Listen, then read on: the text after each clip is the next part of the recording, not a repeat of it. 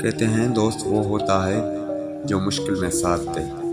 اگر وہی دوست پیٹ میں چھرا پھونک دے تو یہ کہانی ہے ایک ایسی دوست کی جس نے وفا کے وعدے کر کے بے وفائی کی۔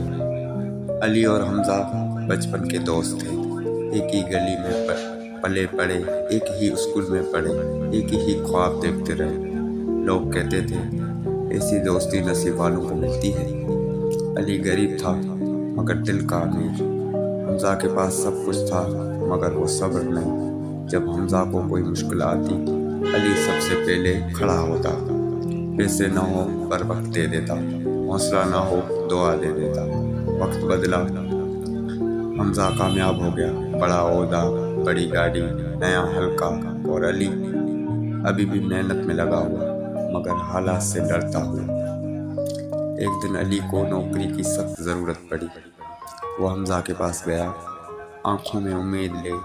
حمزہ نے کہا یار میں دیکھتا ہوں ابھی تھوڑا مشکل ہے، مگر سچ یہ تھا کہ حمزہ نے علی کی فائل خود ہی روک دی تھی کیونکہ اسے ڈر تھا کہ کہیں علی آگے نہ بڑھ جائے۔ وقت گزرتا گیا، علی کو پتہ چلا کہ اس کا سب سے قریبی دوست ہی اس کی راستے کی دیوار بنا ہوا ہے۔ وہ دن علی کی زندگی کا سب سے بھاری دن تھا۔ نہ آنکھوں میں آنسو بچے نہ دل میں شکوہ، بس ایک سوال تھا، کیا وفا کی یہی قیمت ہوتی ہے؟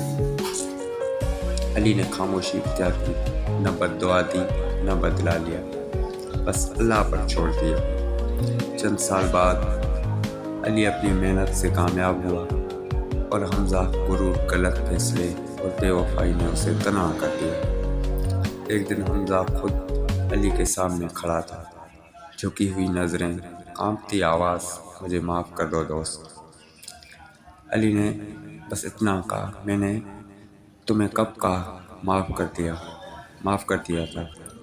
اس لیے کہتے ہیں ہر دوست وفادار نہیں ہوتا، زیادہ قریب وہی لوگ ہوتے ہیں جو زیادہ تکلیف دے سکتے ہیں۔ خاموش صبر چیخو پکار سے زیادہ طاقتور ہوتا ہے۔ اللہ انصاف کرنے میں دیر کرتا ہے، اندھیر نہیں کرتا۔ اگر آپ نے بھی کسی بے وفا دوست کا درد سہا تو یہ کہانی آپ کے لیے ہی تھی۔ ویڈیو پسند آئے تو لائک کریں، چینل کو سبسکرائب کریں، کیونکہ ہر کہانی کچھ نہ کچھ سکھا جاتی ہے۔